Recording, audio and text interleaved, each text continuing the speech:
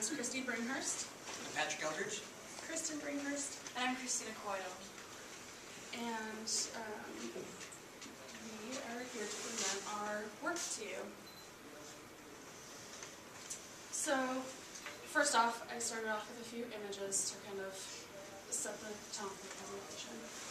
This is Kelly Clarkson on the cover of Self, and on the left is a picture of her a few days later at Good Morning America. There's a quote by the Self editor after the outrage and shock that came out about this photoshopping. The editor, Lucy Dancing, stated, "Did we alter her appearance? Only to make her look her personal best, but in the sense that Kelly is the picture of confidence, and she truly is, and I think this photo is the truest we've ever put out there on the newsstand." It's hard to believe that anyone's personal best is a fake representation of themselves. In this photo, it's from the Ann Teller website in August of 2010.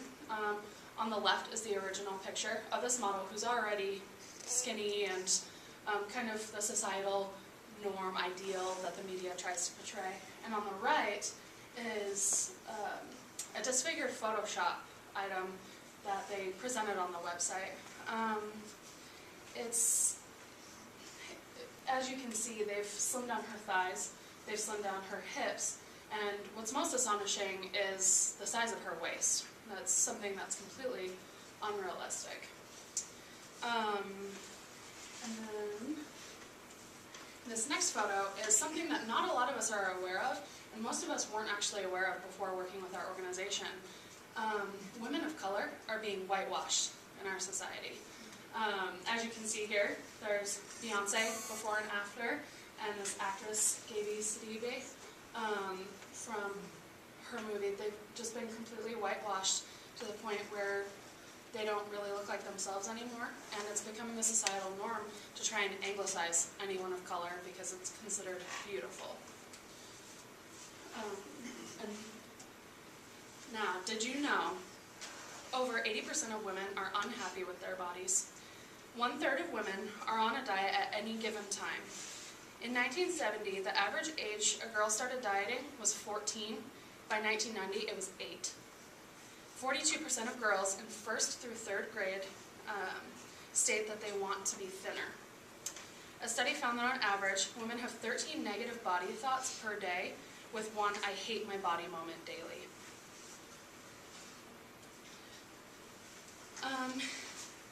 Our service lending group chose to work with Beauty Redefined. It's an organization created by twin sisters Lindsay and Lexi Kite, who are doctoral candidates at the University of Utah.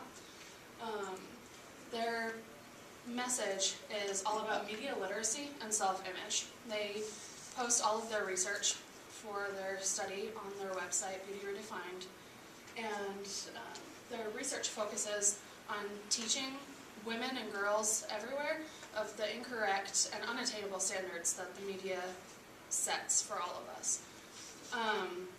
Once we've recognized that, we can reject that message. And at that point, once we've accepted it for ourselves, we're supposed to take back beauty.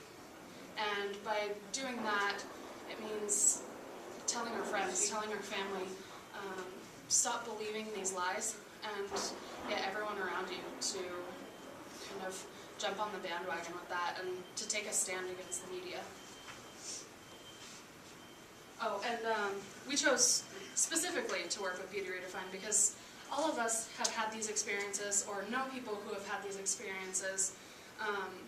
Even if you look down Utah on I-15, there's billboard after billboard after billboard of plastic surgery with women who were just these ideals of perfection, and in reality, they don't even look like that. The media tries to sell us an unattainable version of reality because they're in the game of making money. Because if we see an image like that, women are going to go and say, "Oh, that foundation will really make my skin look smooth and perfect," or, you know, that slimmer will make me look like that celebrity in that dress. And we buy into it, and we have to learn how to reject that. This is one of the billboards that they've had across Utah, particularly in August. It says you're capable of much more than being looked at. They have other billboards that state there's more to be than eye candy. If beauty hurts, we're doing it wrong, and your reflection doesn't define your worth. I saw these personally in August, and it really makes for a meaningful drive.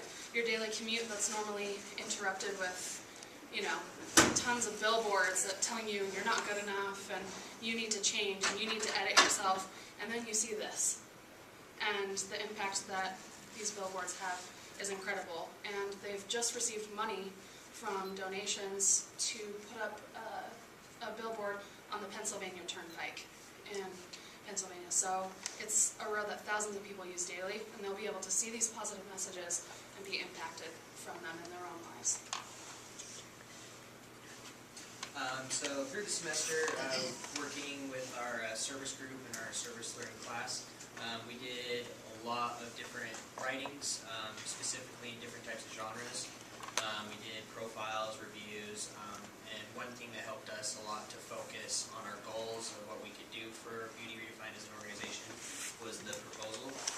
We actually broke down two main goals that we wanted to focus on. The first one was we were unaware going into this that Beauty Redefined was not an accredited nonprofit, specifically a 501c3 nonprofit, which is a nonprofit where you can get tax-exempt status, which would be very beneficial for them.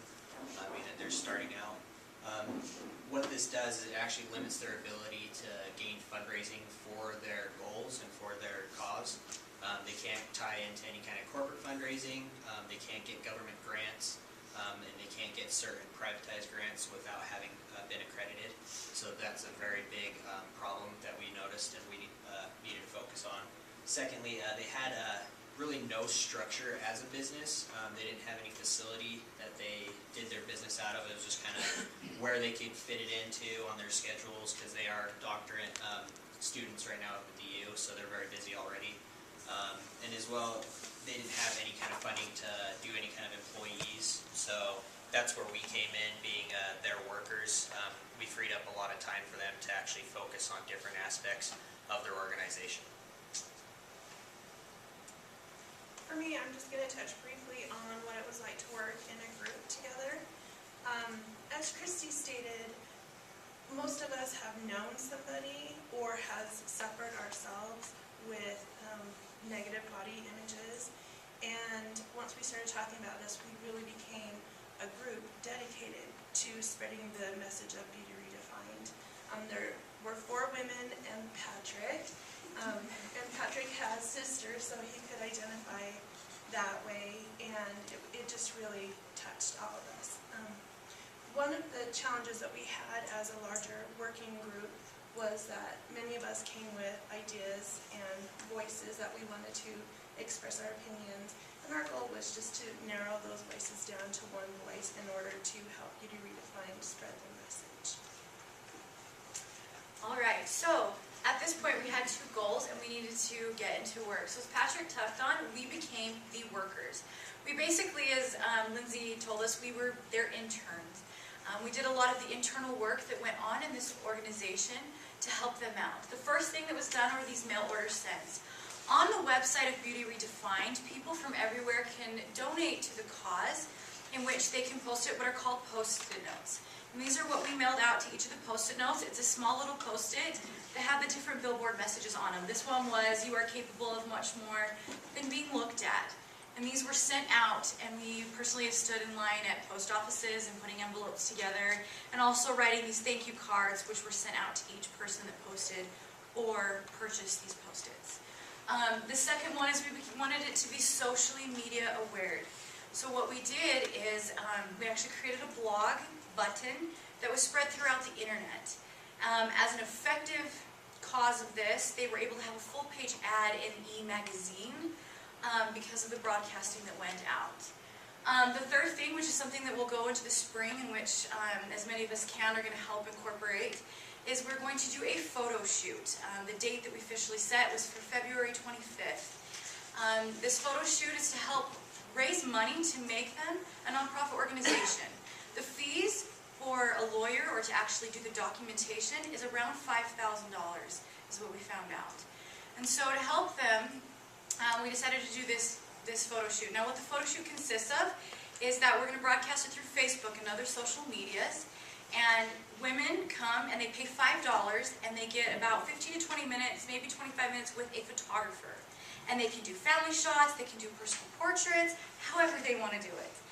But what happens is in the end, after all the shots are taken, they release one photo to Beauty Redefined, in which Beauty Redefined is going to turn around with those photos and make an advertisement on YouTube for Beauty Redefined. During the semester, they had an artist who actually wrote a song for them. And so they're going to put this ad with the song so that these women can be out there. And the great part about this is none of them will be photoshopped, which is a photographer's greatest job, is to actually do the Photoshop after. This will bring in a lot of funds. We're going to have a lot of fun with it for those of us who can go. Another way that we chose to help raise money for them is through collecting ink cartridges. When an ink cartridge is empty, you can actually collect them and then turn them in as a recycled product and receive money for it. Chris and also Emily did a lot of job in getting many cartridges to turn in.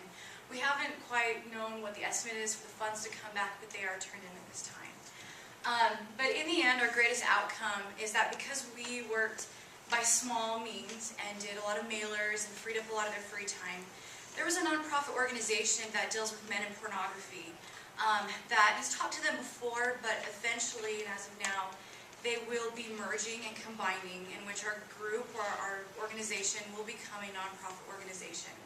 They will then be a business DBA, or doing business as under this parent company, as Beauty Redefined. Now, this organization that's taking them on is already nonprofit, and they have money set aside for them as soon as the merger is done. This pornography group deals with men and their self-image and also their relationships, dealing with pornography. They mostly target young men, where our organization targets young women. And as they combine, they'll become a solid organization to help both men and women help battle self-images and also strengthen relationships. During the semester, we kind of hit this struggle button of, okay, we're doing mailers and we're sending out all this stuff, but are we really succeeding? And as we were given the great Christmas gift of knowing that they will become a nonprofit organization, which was our goal, it was a great honor to us.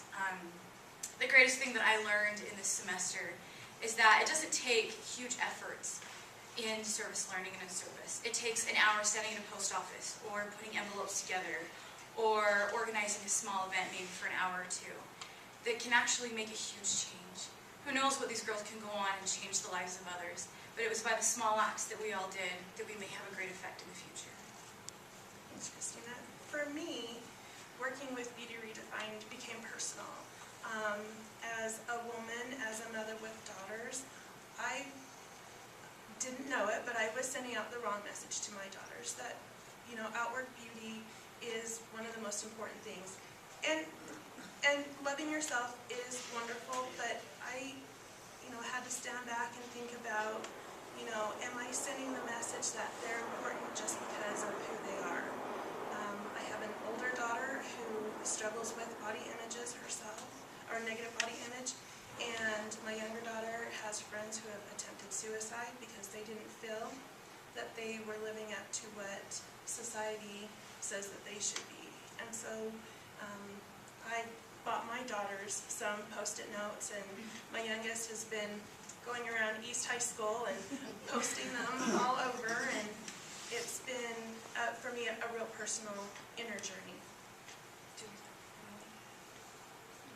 We had one more group member. She is not here today because of illness, and in her presentation she talked about the biggest thing for her is that she also realized that how much the beauty or looking at magazines affected her, but at the same time she watched how all of us who come from a huge different background, and we all are very opinionated and have certain mindsets, how we actually molded into one, and we learned from each other, and we were able to grow and become actually really close friends to the point that it was more than just classmates.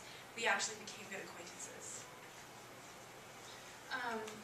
Throughout this experience, like Chris said, I've changed my mindset immensely. We all know what it's like for teenage girls. Even guys know that teenage girls suffer with self-esteem problems. And I know that throughout my life, I spent way too much time wasting my thoughts and my energy on trying to achieve this unattainable ideal. And through this work with Beauty Redefined, I've educated myself on all of the digital manipulation that goes on and all the problem that society faces because of the misogyny in the media and the sexualization of women and the photoshopping to unrealistic ideals. And through this experience, I've internalized that and started to focus more energy on myself and the kind of person I am instead of what I look like on the outside and how I don't necessarily fit into the typical ideals. For me, it was just a big personal growth journey. I got to step out of my box and think about women and not so much as what they look like and more of how they feel about themselves and about me as a guy. Also, I learned a lot more about pornography and the effects that it has on our relationships with each other, especially on the way men view women and objectify them. So I'll take that knowledge out of here. And that's what I got out of this. So I have a few questions. Yeah, absolutely. And if anybody else has questions, please feel free to ask. Please. You said that there were 2 founders. Yes. Just out of curiosity, what were they studying? They were Media. both, yeah, they're studying media literacy, but they were just both in separate classes, and as they described it, they had like a twin moment when they saw kind of the things that happened in the media, and they were in like a communications class, like 2 separate ones, and they both had this moment where they were just disgusted with the way the media was handling women. Did they mention, or did any of you happen to watch the Misrepresentation documentary, or have you heard of it? They were actually going to do a panel for at the U for the Misrepresentation film being played there, but it got postponed a little bit. But we've heard of it. We haven't actually seen it. Great if you can actually see it. Can you talk a little bit more about the e-magazine spread? That sounded really interesting. Well,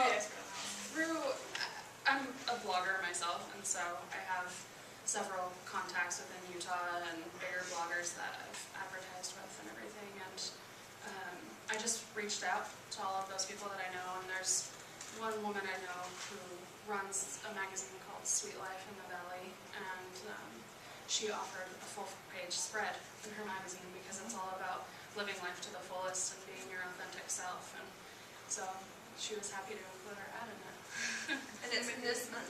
Yeah, it's the Christmas issue. And what's the magazine called? Sweet Life in the Valley. Very cool. There was one more question I had. Oh, what's the combined organization? The organization that Beauty Redefined. I remember the name of it. It was... It was said just kind of in passing. Christy had asked a question on how they were doing, and she went, oh, well, we're going to become a nonprofit. And we're like stunned, sitting there with our jaws on the ground. Going, okay. It's something, is it men? It was started up by one guy. He was from Weaver State. Yeah. That was what his major was on. He focused on that. That was his actual major. So when they had been in contact previously about it, but not really closely.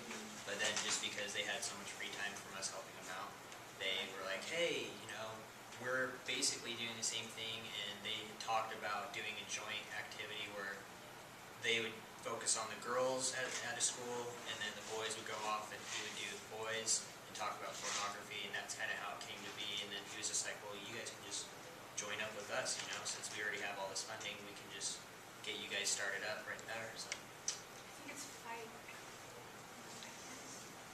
I can't remember the name. She just completely, the new drug. Yeah, That's what it was. the new drug. Drug for what? Pornography. Is it drug for pornography? No, he's saying that pornography is the new drug. Oh, okay. Wait a minute, I'm confused. How did that happen? All right. Does anybody else have any questions? Yes.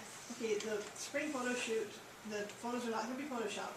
No. Are they allowing you to wear makeup? You can wear makeup. Absolutely. We actually are working with people that we know that do hair and makeup professionally that would like to come for those who would like help before the Photoshop. And do you know yet where that's going to be? that's still in the works. For those who want to participate in it, I would like them on Facebook or find a way to, or go on their website and it will be announced. We're still in the works of organizing it, finding a place, getting photographers put together, things like that. And again, I would just like to emphasize that their message is about rejecting the harmful media standards and comparing yourselves. They still focus on women feeling beautiful. They have nothing against makeup or, you know, anything that makes you feel beautiful because you want to. The thing that they take issue with is women who get plastic surgery or go through great lengths because they want to look like that billboard or that celebrity. Yes. And they weren't introduced, but this is Lisa Walls, who is head of service learning at the college. Introduce myself. Well, and then that's Gail Jessen,